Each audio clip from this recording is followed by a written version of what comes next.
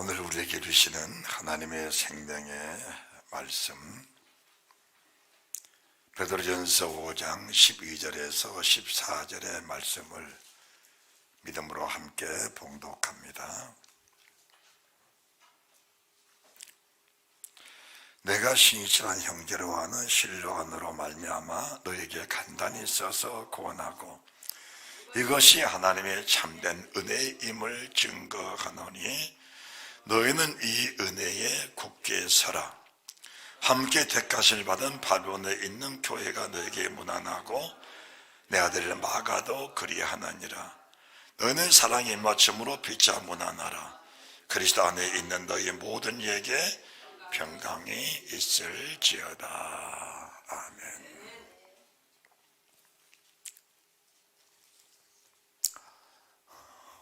베드로전서를 주님께서 마무리를 지으시면서 하신 말씀이 어떤 말씀이시냐?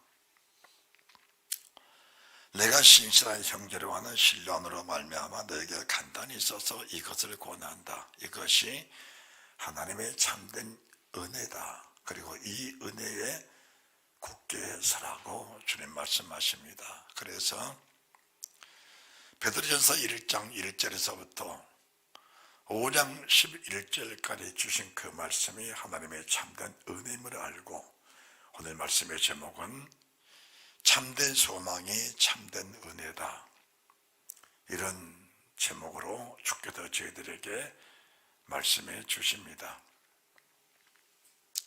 여러분들이 하나님의 은혜라는 이 은혜의 개념을 많이 이해하지 못한 부분들이 있습니다.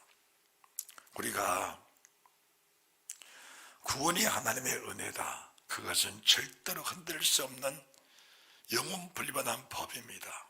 그런데 그 은혜라는 개념을 우리가 잘못 이해하면은 아무나 은혜 속에 함께 속해 있다라고 잘못 이해할 수가 있어서 구원받을 수 있는 여지가 남아있는 성도들마저도 구원의 실족을 가져올 수밖에 없는 그런 상황이 생겨날 수 있다는 것을 아셔야 합니다.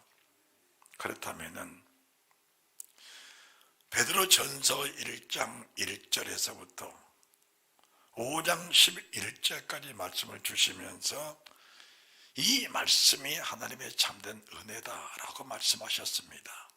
그러면은 여러분들이 베드로전서 1장 1절부터 말씀을 지금까지 10달이 넘도록 말씀을 들어왔는데 어느 한 성경 한 구절 한 구절까지도 육신으로 사는 사람, 육신의 생각으로, 육신의 방법을 가지고 세상 것을 쫓아 사는 사람이 이 참된 은혜 속에 거한다는 성경 구절을 아직까지는 찾아보지를 못했습니다.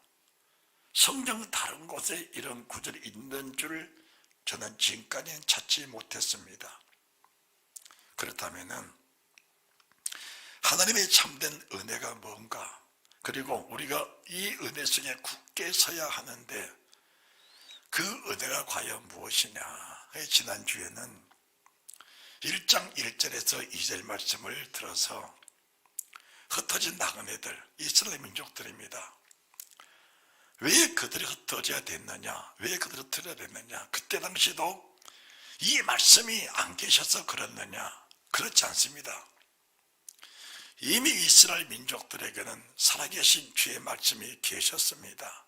그 말씀은 불 가운데서 여호와께서 직접 하신 말씀을 그들이 들었었고, 때로는 하나님의 사람 모세를 통해 선지자들을 통해서 그 말씀들을 똑똑하고 생생하게 들었음에도 불구하고 결국 그들은 적과 꿀이 흐르는 가나안 땅에 거주하지 못하고 이방 사람에게 사로잡혀 이방에 나그네가 됐던 그런 삶을 살 수밖에 없었다라고 성경 그렇게 말씀해주고 계신 것입니다. 그렇다면은 오늘 우리가 본문의 말씀을 함께 보고 함께 읽고 함께 들었습니다. 요한계시록 1장 3절 말씀은 이 예언의 말씀을 듣는 각인에게 말씀을 하시는데, 이 예언의 말씀을 읽는 자와 듣는 자들과 그 가운데 기록한 것을 지키는 자들의 복이 있나니 때가 가까움이라. 지금 베드로 전서를 기록하신 하나님의 목적은 때가 임박한 이 때를 맞이하여 성도들이 어떻게 세상을 살면서 주님 맞을 준비를 하고 다시 오실 예수 그리스도의 길을 예비하는 그런 믿음의 삶을 살아갈 거라는 것에 대해서 말씀을 기록한 것입니다. 그러면은 세상에 태어난 모든 사람들은 책임질 일이 있습니다. 그 책임이 어떤 책임이냐? 세상을 태어나서 20세 이상 된 사람들은 우리 하나님의 증거해 주신 그 말씀에 책임을 져야 합니다. 20세 이상 된 사람들은, 모든 사람들이 이 성경 말씀을 들었거든 듣든 듣지 않았건 그는 상관이 없습니다. 왜 상관이 없느냐? 세상을 태어난 모든 사람들은 이 말씀을 들어야 할 의무를 가지고 세상을 태어난 것입니다. 그러면은 이 말씀을 듣지 않고 사는 사람들은 아예 처음부터 하나님을 거역하고 하나님을 불신하고 사는 사람들입니다. 그래서 그런 사람들은 이미 세상에 살면서 정죄를 받았고 심판을 받아버린 사람들입니다. 그런 세상을 떠나는 즉시 사탄에게 붙잡혀서 음부로 끌려갑니다.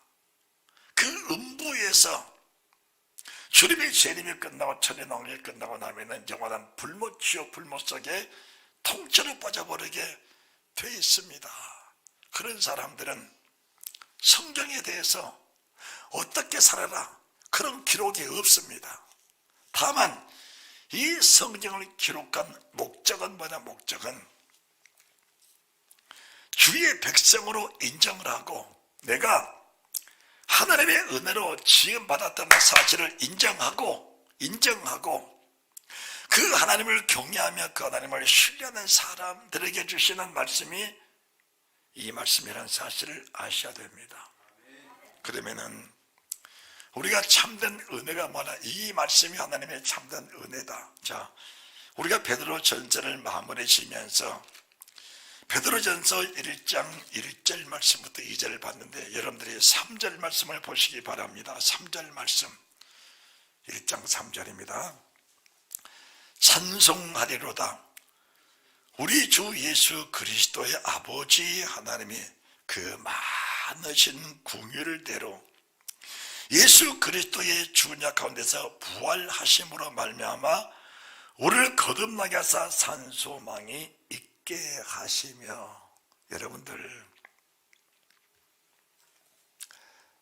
사람이 모두가 소망을 가지고 세상을 삽니다. 소망을 가지고.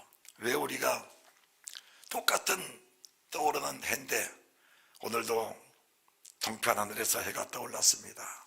그런데 왜 꼭 1월 1일 그 시간에 떠오르는 해를 봐야 합니까? 똑같은 해인데 왜 그 해를 봐야 돼요?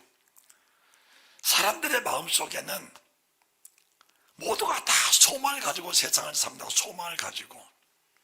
그러면은 그 소망 자체가 나쁘다는 게 아니에요. 그 소망이 산 소망이냐 아니면은 육신에 대한 소망이냐, 그것을 분별을 못하면은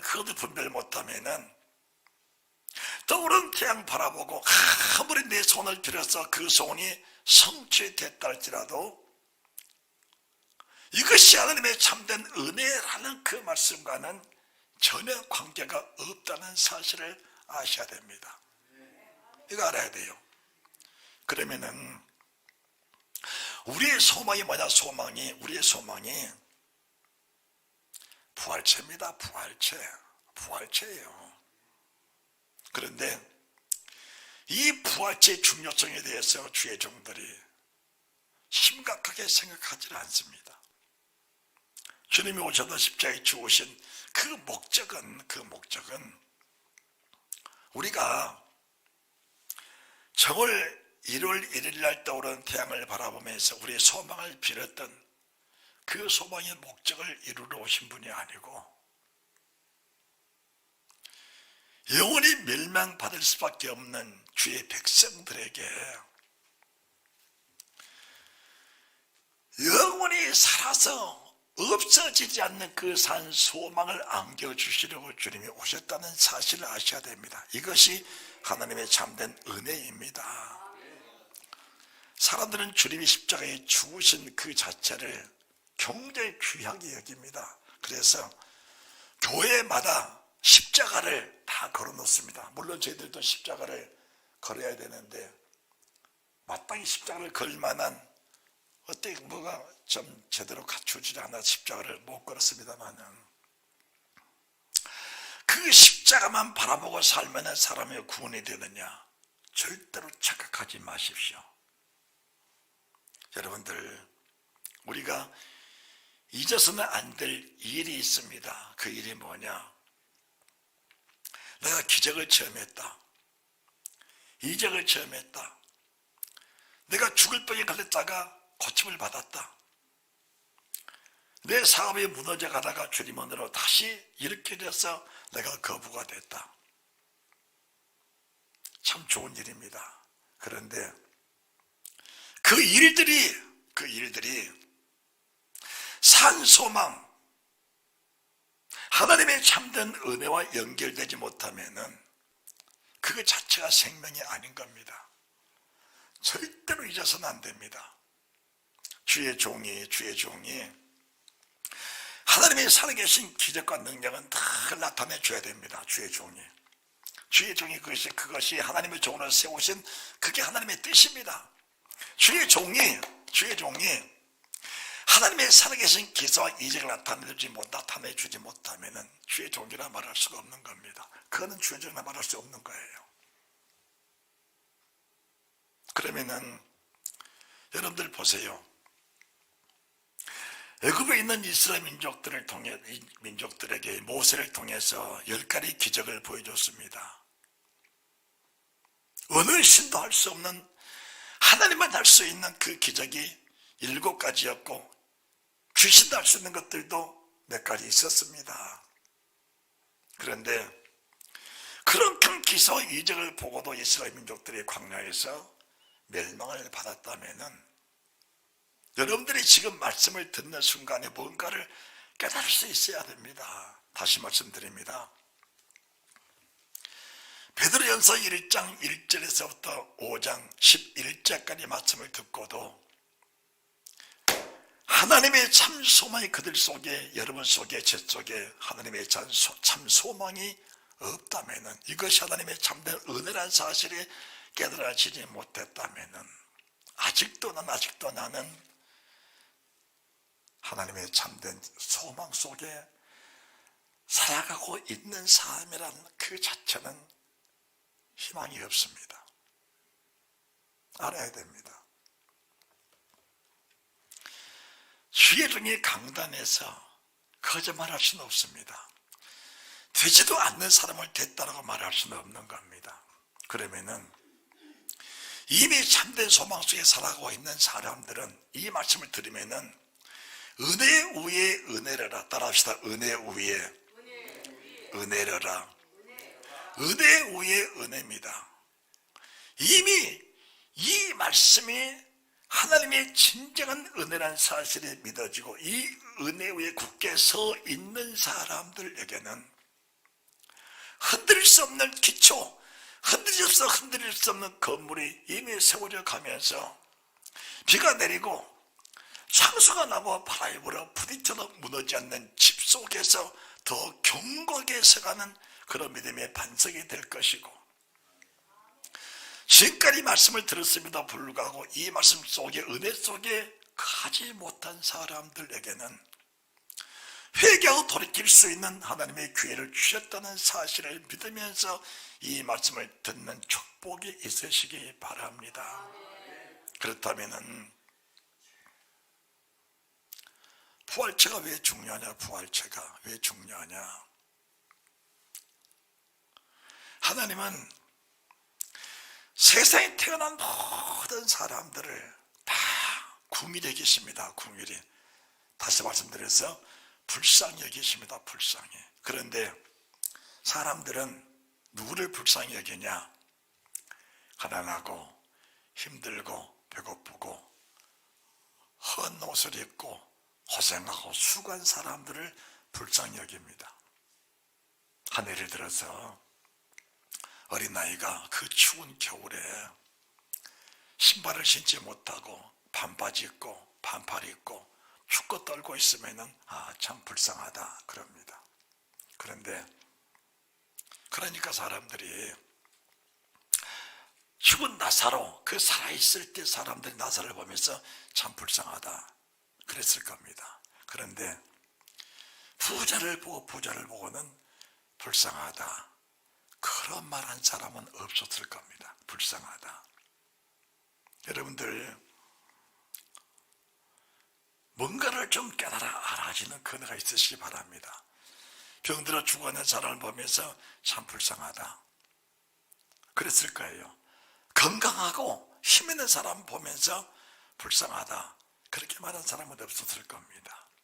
그런데 주님 보시기에 불쌍한 사람은 누구냐? 주님 보시기에 불쌍한 사람은 부자가 베드로 전서의 말씀을 다 들었습니다.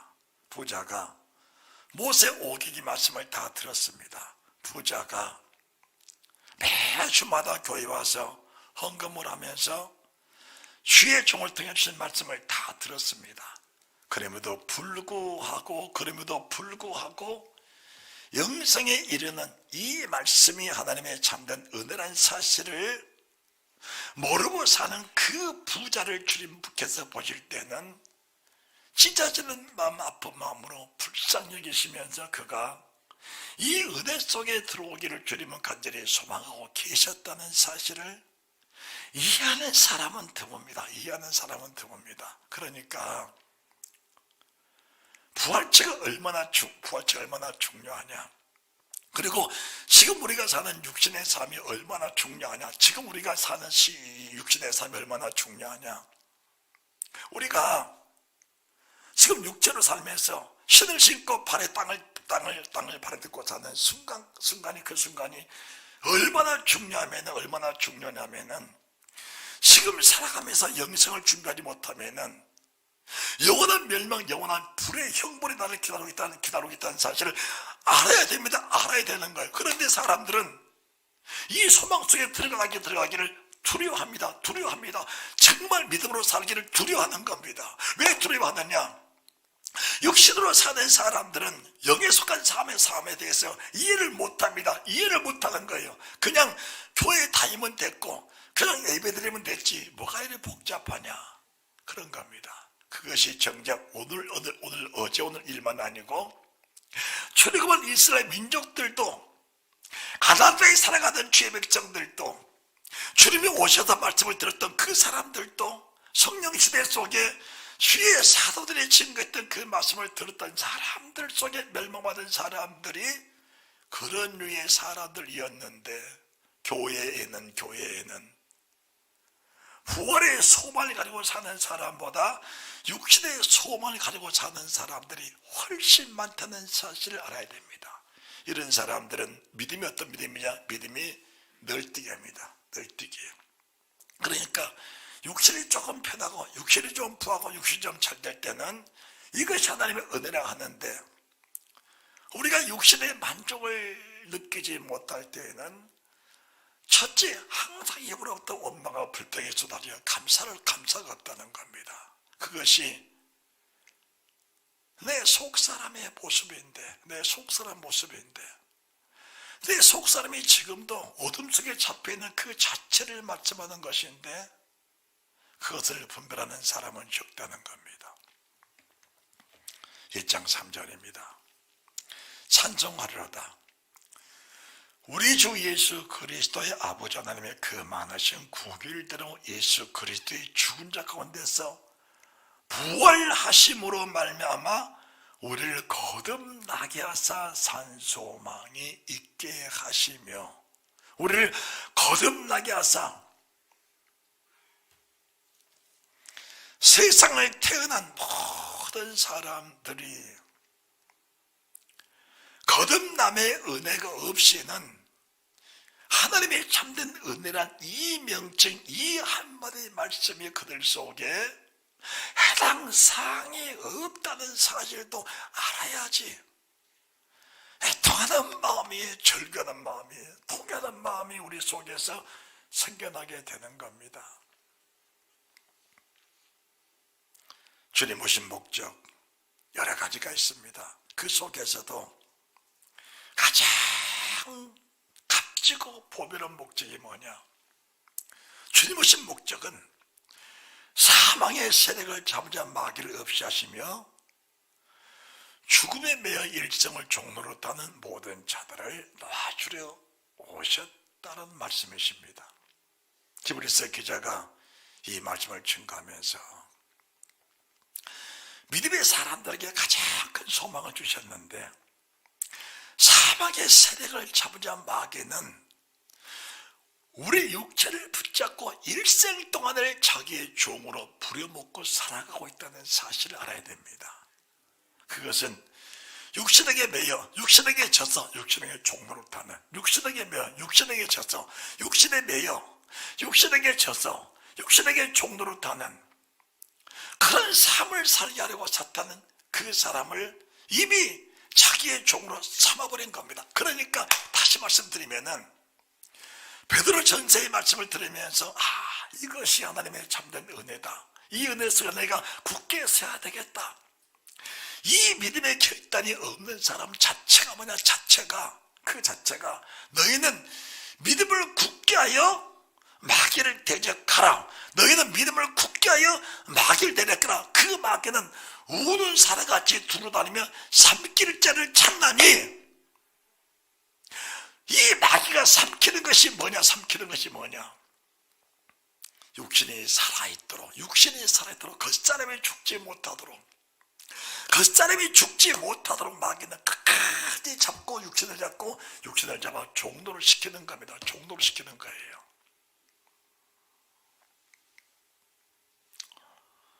자, 영이 조금 무겁습니다. 지금 정신을 차리시기 바랍니다.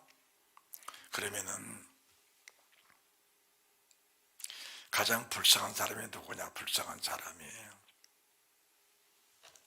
고린도전서 15장입니다. 고린도전서 15장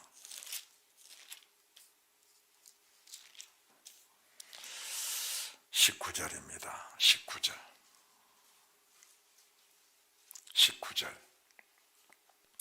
만일 그리스도 안에서 우리의 바라는 것이 다만 이생뿐이면 모든 사람 가운데 우리가 더욱 불쌍한 자니라. 소망입니다. 소망. 여러분 여기 좀 보세요. 여기 보세요. 우리가 소망을 가지고 사는데 우리 속에 인생의 소망이 믿음의 소망보다 앞선다면은 세상의 모든 사람보다 내가 가장 불쌍한 사람이라는 사실을 알아야 됩니다. 이 말씀이 여기 강단에서 있는 저를 비롯해서 많은 사람들에게 이 말씀이 충격적으로 전해져야 됩니다. 지금 제가 이 본론의 말씀을 들어가기 위해서 굉장히 헤매고 있습니다. 왜 헤매고 있는가? 더 깊은 말씀을 그냥 바로 들어가 버리면은 이 말씀을 받을 수 있는 사람들의 수가 너무나 희박하기 때문에 말씀의 본질에 들어가지 못하는 내 마음의 아픔도 주님은 아십니다. 이 말씀의 본질에 들어가고 싶은 마음, 그렇다면은 육신의 소망을 기억하는 사람들에게는 뭐가 있는 것인가? 뭐가 있는 것인가? 소망은 똑같습니다. 육신의 소망이나 영의 소망이나 분별이 안 됩니다. 똑같은 겁니다. 똑같은데 육신의 소망이 큰 사람들은 순간순간마다 좌절이 옵니다. 실패감이 옵니다. 그리고 천국에 대한 소망이 희박합니다. 천국에 대한 소망, 하나님 나라 소망이 희박합니다. 아니, 없다는 게 아닙니다. 없다는 게 아니에요. 희박한 겁니다. 우리가 산상수훈의 첫 번째 말씀이 심령이 가난하지 않은 복이 있나니 천국이 저희 것입니다. 이 심령이 가난한 상태가 의의 말씀, 천국 복음, 천국의 말씀을 들으면서 그 말씀을 사모하는 열심히 이 겉사람을 먹어버려야 돼. 이 겉사람을 삼켜버려야 됩니다. 삼켜버려야 돼. 우리가 교회에서만 들을 수 있는 생명의 언어가 이 강단으로부터 명확하게 선포되지 못하면은 우리가 이 말씀 속에 살아갈 수 있는 길은 전혀 없는 겁니다. 전혀 없는 거예요. 전혀 없습니다. 그러면은 우리가 지금 1장 19절 말씀, 만일 그리스도 안에 우리의 바라는 것이 다만 일생뿐이면 모든 사랑 가운데 우리가 더욱 불쌍한 자다. 이 말씀이 우리 심령 속에서 지금 아주 잘 박힌 못이 되어야 합니다. 그러면 왜 부활체가 중요한 것이냐? 자, 12절부터 1장 12절부터 그리스도께서 죽은 자 가운데서 다시 살아나셨다 전파되었거늘 너희 중에서 어떤 이들이 어찌하여 죽은 자 가운데 부활이 없다 하느냐? 만일 죽은 자의 부활이 없으면 그리스도도 다시 살지 못하셨으리라. 그리스도께 만일 다시 살지 못하셨으면 우리의 전파한 것도 헛것이요 너희 믿음도 헛것이다. 우리가 믿음으로 천국을 가는데, 그렇지요? 믿음으로 천국 가지요. 부활체의 소망이 없는 믿음은 믿음 자체가 헛것이라는 겁니다. 부활체가 믿음이 없는 믿음은 믿음 자체가 헛것이라. 이 믿음이 어떤 믿음이냐? 이 믿음이 이성의 믿음입니다. 이성의 믿음. 세상에 가장 불쌍한 사람이 가지고 있는 그 믿음을 가지고 사람들은 천국 가는 믿음이라고 잘못 이해를 하고 있는 겁니다. 지금 이 말씀을 이해하지 못한다면은 가슴을 찢는 은혜가 있어야 되는데 이 말씀을 이해하지 못하면은 가슴이 아파서 애통하면서 내 소망이 과연 어떤 소망이냐? 부활체의 소망이 없으면 믿음이 헛것이다. 그리고 이 세상에 속한 그 소망을 가지고 사는 사람은 세상에서 가장 불쌍한 사람이라는데, 그럼 내가 어떤 소망을 가지고 세상을 살아야 되는 것이냐? 어떤 소망을 가지고 세상을 살아야 되는 것이냐? 무엇이 하나님의 참된 은혜냐? 그리고 이 은혜 속에 굳게 서라고 말씀하셨는데 어떤 은혜 굳게 서야 될 것이냐? 더 심각한 말씀을 성경은 주고 계십니다. 15절. 또 우리가 하나님의 거짓 증인으로 발견되리니. 그러니까 강단에서 말씀을 증거할 때마다 천국의 소망, 천국 복음, 생명의 부활체, 영광의 부활체, 신령한 부활체, 영원한 영생의 부활체, 영광의 부활체, 이 부활체를 증거하지 못하고 이 부활체를 증거하지 않는 자체가 거짓말하는 증인이라는 것을 정확하게 말씀해 주고 계십니다. 내 말이 아닙니다. 내 말이 아니요 성경입니다. 여러분 앞으로 세상을 얼마나 살고 싶으십니까? 그리고 얼마나 더 사실 것 같으십니까? 아니, 이 말씀은 우리가 말귀를 알아들을 수 있는 순간부터 이 말씀을 드려야 되는 겁니다.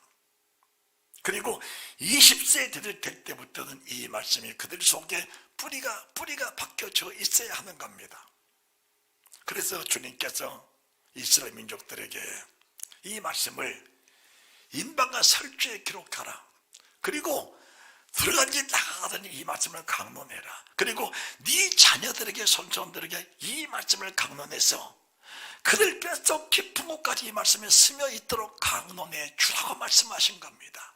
그런데 왜 교회 강단에 그런 말씀을 뼈아프게 증거해 주지 못하는가? 서 있는 본인 자체가 부활체된 소망 자체가 희박한 겁니다.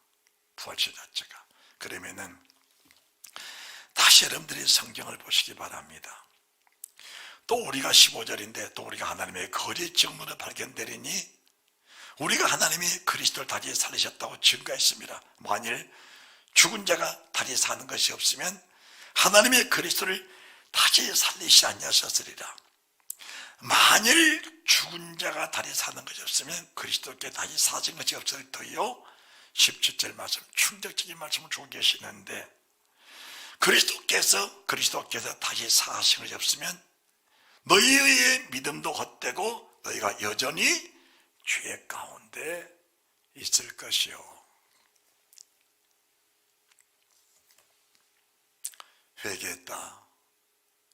회개했다, 고백했다, 토설했다. 우리가 심리 가난한 복인단이 천국의 죄의 것이며 두 번째가 애통한 자는 복인단이 애통한 자는 복인단 죄가 위로를 받을 것인데 애통이 뭔가 애통이에요. 하나님의 참된 은혜가 뭐냐? 이 은혜 굳게 서라. 산소망이 뭐냐? 산소망이 뭐냐? 우리가 날마다 세상 속에 살아가고 있습니다. 그렇지요?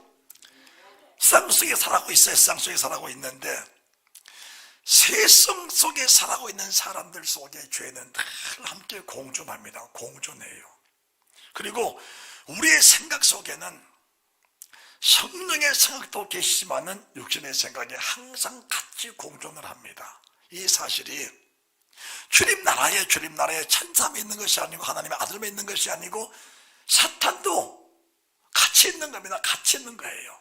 그러니까 천사와 하나님과 천사와 사탄이 함께 모여서 공존을 하는 곳도 천국입니다. 주님 나라에. 이제 주님이 재림하실 때 하늘부터 큰 천사가 내려와서 무정열쇠를 가지고 내려와서 사슬로 이 사탄을 결박해서 무적의 장가 임봉하는 순간까지는 온 세상이 하나님과 천사와 사탄이 공존하는 세상입니다. 공존하는 세상이에요. 그러니까 우리가 오늘 회개했으니까 내일은 죄 짓지 않을 것이다. 오늘 저녁에 기도하면서 회개했으니까 오늘은 내가 죄로부터 자유를 얻을 것이다. 그 생각 자체를 버려야 됩니다. 그 생각 자체가 사탄의 교묘한 미혹이라는 사실을 알아야 합니다.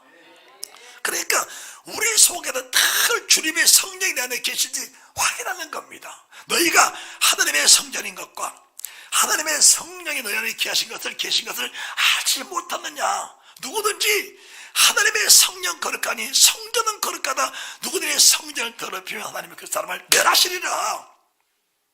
성전은 성전인데 그 성전을 더럽히면 하나님이 멸하신 거예요. 그러니까 어제 깨끗한 성전이 오늘 더럽혀지면 안 되는 겁니다. 오늘 더럽혀지면 오늘 회개하고 그 성전을 다시 성령과 물과 피로 성령과 거룩한 말씀과 보혈로 오늘 씻고 다시 주님 안에 거하시는 주님의 평안이 거하시도록 그 자리를 내어드리고 만들어드리는 것이 성도해야 할 일이라는 겁니다. 이것이 하나님의 참된 은혜다 그 말입니다.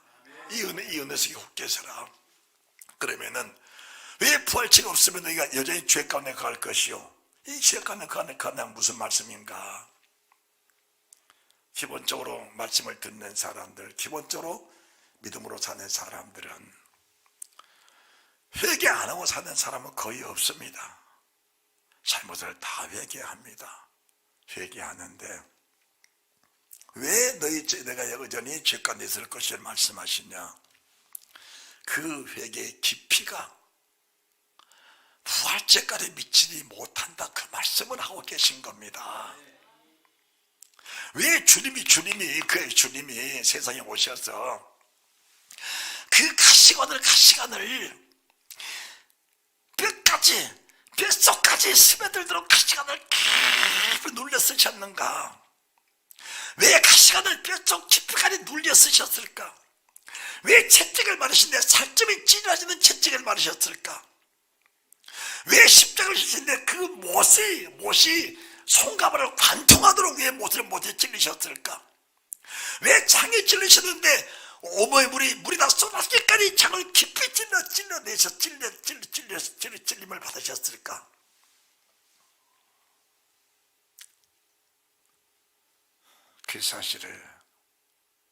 그 사실을 억만문지 일만 이해를 해도 회개의 중요성이 얼마나 깊고 오묘한 것인가를 알게 되는 것입니다. 주님 나라는 죄 때문에 못 가는 것이 아니고 회개의 깊이 때문에 주님 나라에 들어갈 수가 없다는 사실을 아셔야 됩니다. 우리가 가치성의 중요성을 알아야 합니다. 왜 너희가 세상 속에 살고 세상 것을 기뻐하면은 세상 모든 사람마다 가장 불쌍한 사람이라고 하는 것인가?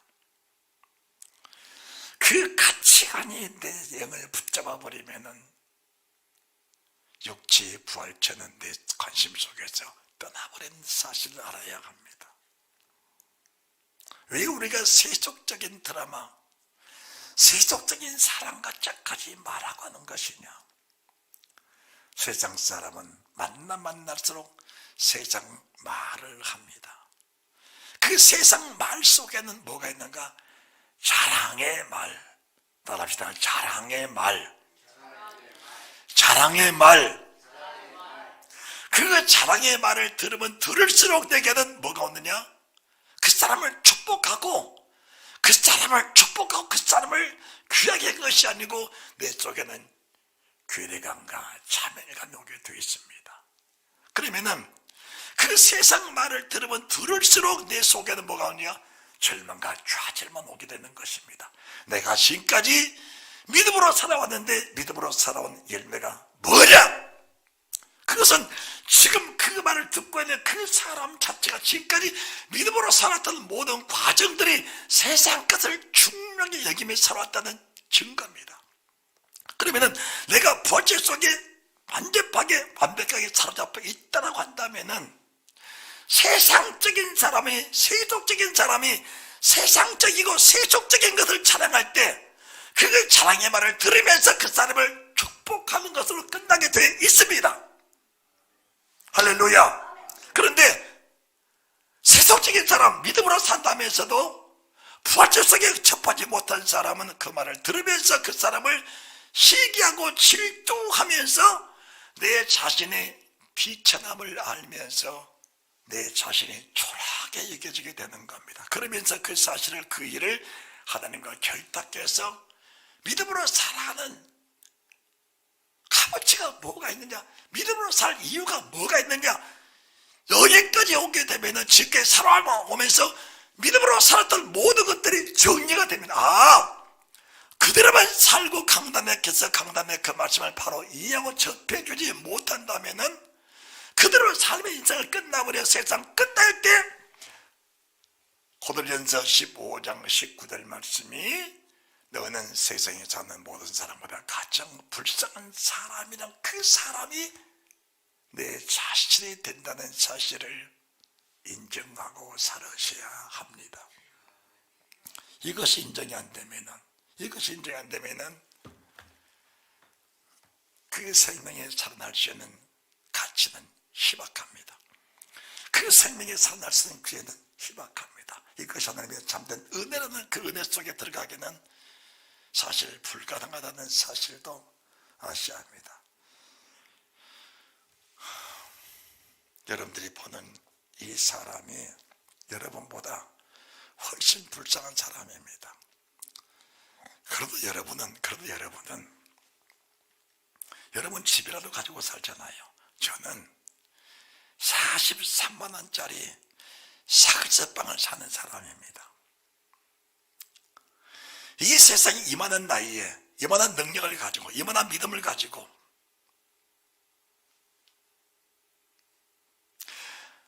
이만한 능력을 가지고 살면서 43만 원짜리 사글자빵을 산다고 한다면은 나 같은 사람은 하나님의 살아계신다면 그럴 수가 있습니까? 라는 말을 1000번을 해도 모자라 10,000번을 해도 모자랄 겁니다. 내가 어렸을 때부터 주를 위해 살면서 하나님을 섬기고 바쳤던 그 수많은 재물들, 어려운 사람들 모이고 입혔던 그것만 모아놔도 지금 수십억이 수백억이 됐을지도 모를 거예요. 수십억이 됐을지도 모를 거예요. 그런 재물들을 다 주를 위해 썼습니다. 주를 위해서. 그리고 지금 보니까 남아있는 것은 뭐가 있냐? 남아있는 것은 빈 깡통밖에 없습니다. 사실은 내일이 없어. 내일이 기약이 없습니다. 그러면은 누군가 목회하면서 나는 은퇴하면서 10억을 받았다. 그렇다면은 그 10억을 받은 주여정을 보면서 내가 괴리감이 돼. 괴리감이.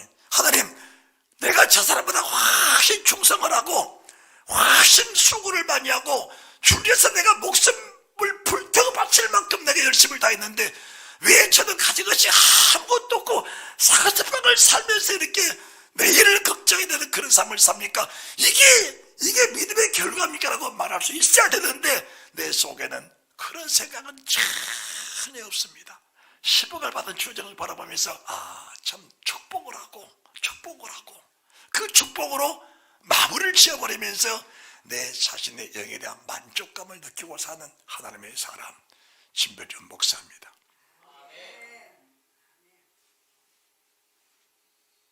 그러면은 누군가 그렇게 말합니다. 신병준 목사는 잘못 살았다라고 할 겁니다. 잘못 살았다. 그렇게 잘못 살았다라 말하는 사람을 제가 수없이 만났습니다.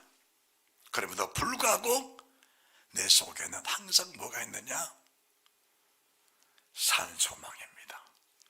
산소망. 따라합시다. 산소망.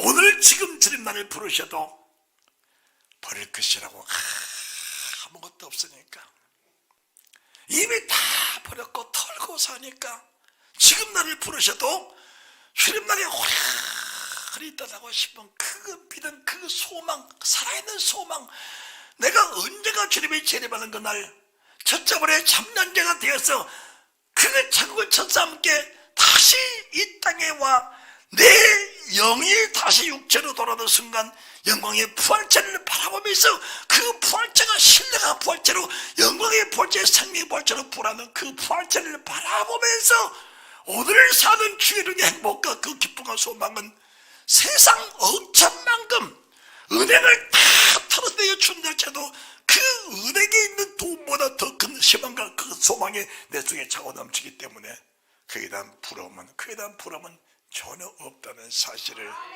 믿으시기 바랍니다. 이 믿음을 갖지 못한다면은 세상에서 가장 불쌍한 사람이라는데 내가 어찌 이 믿음을 갖지 않고 살 수가 있겠느냐 그 말씀입니다. 이 믿음을 갖지 못한다면 네가 세상에서 가장 불쌍한 사람이라는데 사람을 성별적으로 당신은 당신이가 이런 믿음 안 가져도 되라고 말씀한 것이 아니고 내가 사람으로 태어났다면 이 믿음을 갖는 것은 믿음의 기본이라는 사실을 믿으시기 바랍니다. 이런 사람들은 뭐가 있냐? 기도가 불같아집니다. 기도가 불같아집니다. 그리고 세상 어떤 거친 일이 있어도 거친 일 자체에 잡히질 않습니다. 잡히질 않습니다. 누가복음 13장입니다. 1절.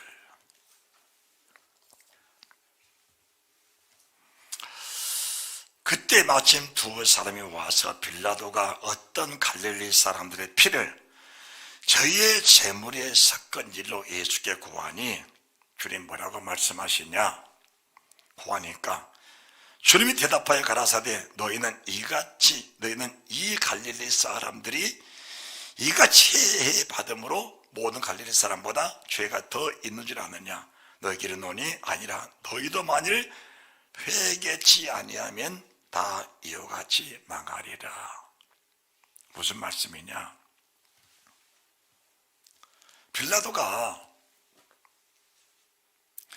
갈릴리 사람들을 죽여서 그 피를 제물에다가 섞어버립니다. 제물에다가. 이 제물이 뭐냐? 우리가 가지고 오는 헌금과 마찬가지입니다. 이스라엘 민족들은 소를 잡아서, 양을 잡아서, 비둘기를 잡아서, 아니면은 곡물을 가지고 예배를 드리러 오는데 사람의 피를 거기다가 섞어버리니까, 발라버리니까 제물을 바칠 수가 없어요. 제물을 바칠 수가 없어. 다시 말씀드려서 예배를 드릴 수가 없는 겁니다. 이 말씀은 굉장히 중요한 말씀이십니다. 아주 중요한 말씀이십니다. 우리가 예배를 기쁨으로 드려야 돼. 기쁨으로 예배 드리고 싶은 마음이, 교회 오고 싶은 마음이, 교회 오고 싶은 마음이 불처럼 일어나야 돼. 제가 가장 행복한 날이 언제나 행복한 날이 주님의 날입니다. 가장 행복한 날이 뭔지냐? 수요일 저녁입니다. 가장 행복한 날이 언제냐? 주의 종들을 앉혀놓고 강의하고 설교하고 안수하고 뒤집어지는 그 순간이 가장 행복한 순간입니다. 집회하는 순간에 온몸의 힘을 다 쏟아바쳐서 집회를 합니다. 가장 행복합니다. 이 행복이 우리 속에 충만해야 됩니다. 그런데 예배를 드릴 수가 없는 거예요. 제물을 바칠 수가 없는 겁니다. 왜 그랬을까? 이것을 우연이라고 생각하면 안 되는 겁니다. 세상에 우연은 없다고 믿어져 버리시기를 주 예수 그리스도 이름으로 축원합니다. 세상에 우연은 없다는 것을 명확하게 알고 살아야 됩니다. 왜 갈릴리 사람의 피를 제물에 섞어버렸을까?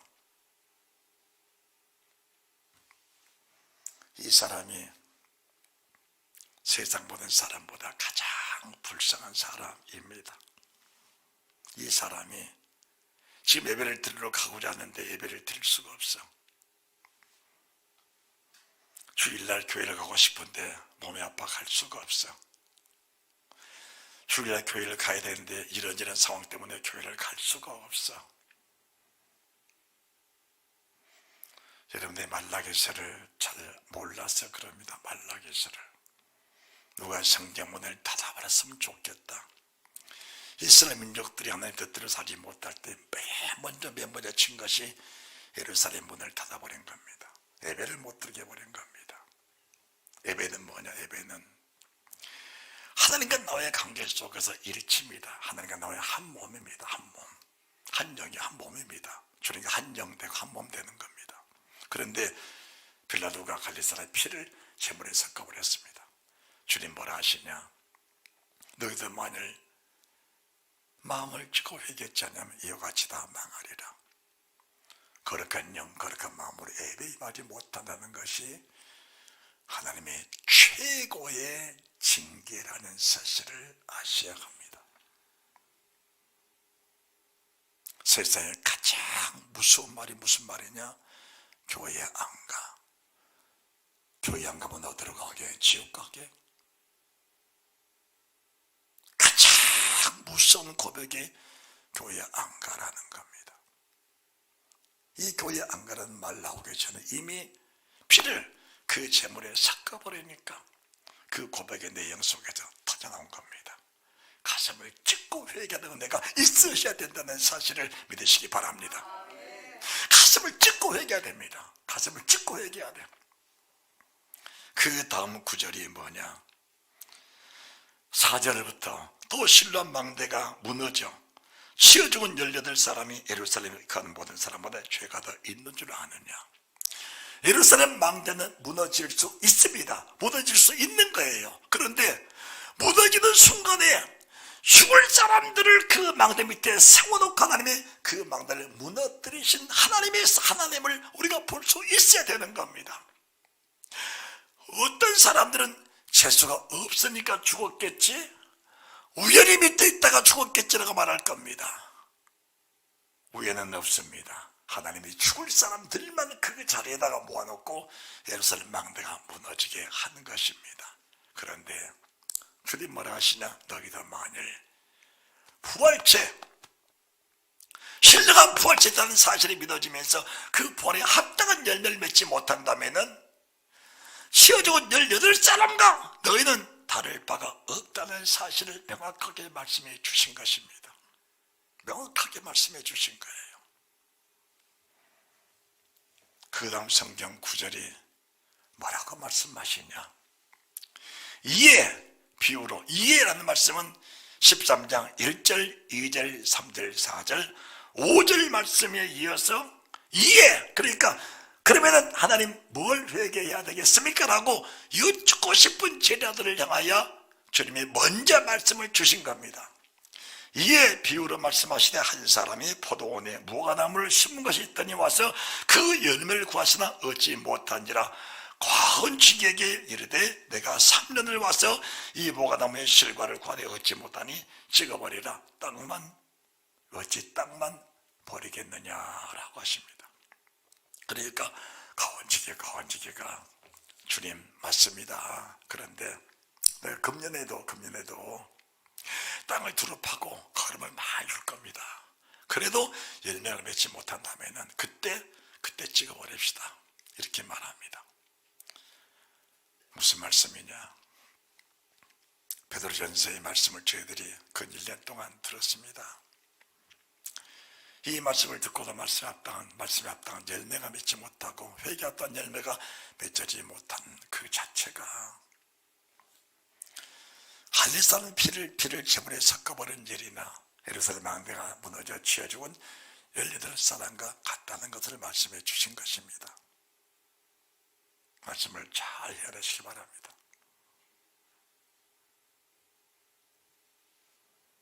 말씀을 듣고도 합당한 열매를 맺지 못한다면 부활의 소망이 없다는 겁니다. 부활의 소망. 부활체를 갓상으로 여긴 사람들도 참 많습니다. 제가 만난 사람들 속에는 주일용들이 부활체를 영의 부활로 보던 사람들이 참 많습니다. 영의 부활로. 아주 위험한 신앙이고 그 자체가 믿음이 아닌 겁니다. 영의 부활이라면은 주님의 무덤 속에 시신이 지금도 있어야 맞습니다. 주님은 육체로 부활하셨습니다. 주님은 육체로 부활하셨습니다. 그 부활체 어떤 부활체는 다시 고린도전서 13장입니다. 고린도전서 15장입니다. 고린도전서 15장 23절입니다.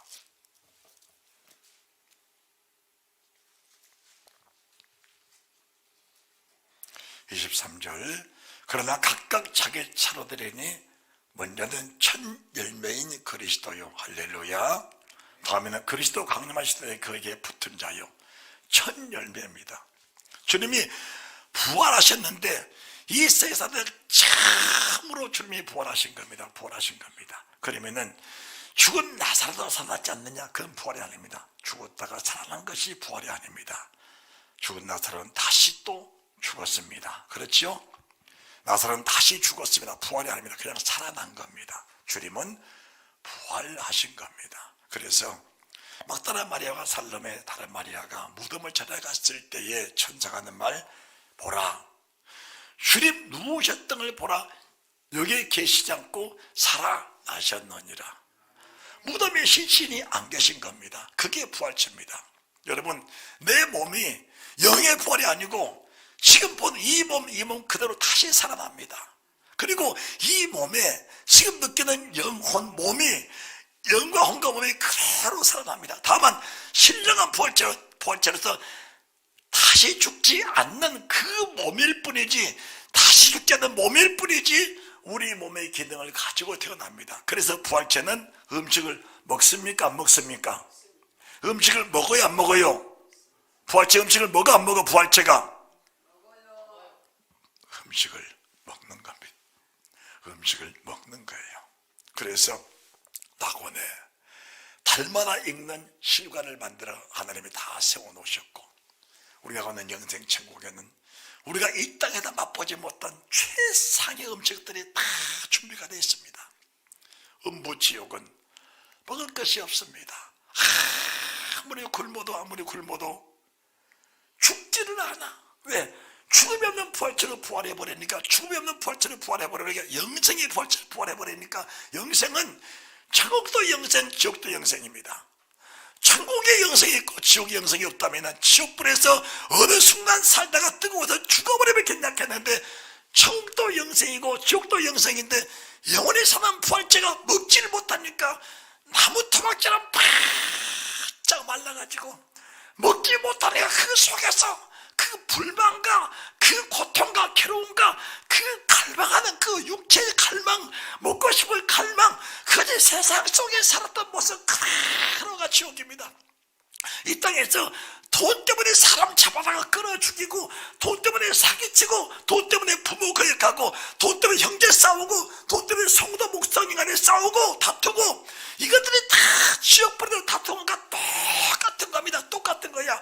은퇴하면 돈 많이 내놔라 못 주겠다, 많이 내놔라 못 주겠다, 똑같은 거, 지옥과 똑같은 상황을 지금 전개하고 있는 겁니다.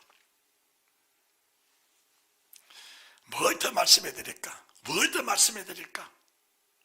뭘 더 가르쳐 드릴까? 천국에서는 다 베푸는 겁니다. 모세 목사님이 그 점 드셔보세요. 바울 목사님이 그 점 드셔보세요. 성도님 먼저 드세요. 목사님 먼저 드십시오. 천국에는 부족한 것이 없습니다. 모자란 것이 없어요. 무엇이 넉넉히 그렇습니까? 이 땅에도 마찬가지입니다. 이 땅에 마찬가지예요. 장로님 좀 드셔보십시오. 집사님 좀 드셔보십시오. 권사님 좀 드셔보세요.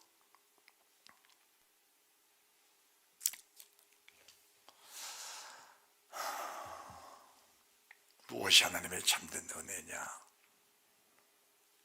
이 말씀을 들으면서 하늘의 산 소망을 가져라. 신령한 부활체 예수 그리스도가 부활하셨다면 너도 반드시 주님처럼 똑같은 몸으로 부활할 것인데, 그 부활의 산 소망을 갖는 것이 하나님의 참된 은혜라는 사실을 말씀해 드린 것입니다. 이 말씀을 여러분 가슴속에 깊이 새기시면서 믿음이 뭐냐? 믿음이 뭐냐? 소망은 똑같은 소망인데 육신의 소망을 키우는 것이 그게 믿음이냐? 그것은 이방신이 가지고 있는 이방 사람의 믿음입니다. 그것은 바알의 믿음이요 아세라의 믿음입니다. 그거는 바알의 믿음이요 아세라의 믿음입니다. 우리 믿음 어떤 믿음이냐?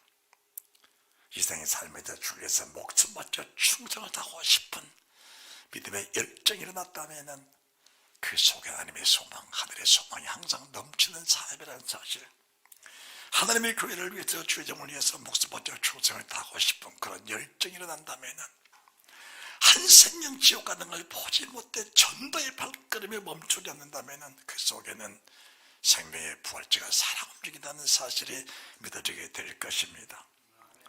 주까지 복종하며 충성을 다했다 할지라도 더 하지 못하며 가슴 아파하고 가슴 저리며 애통한다면 그 속에 생명의 부활체 산 소망이 있다는 사실을 증거해 주는 것입니다. 이 은혜가 넘쳐나시기를 주 예수 그리스도 이름으로 축원합니다.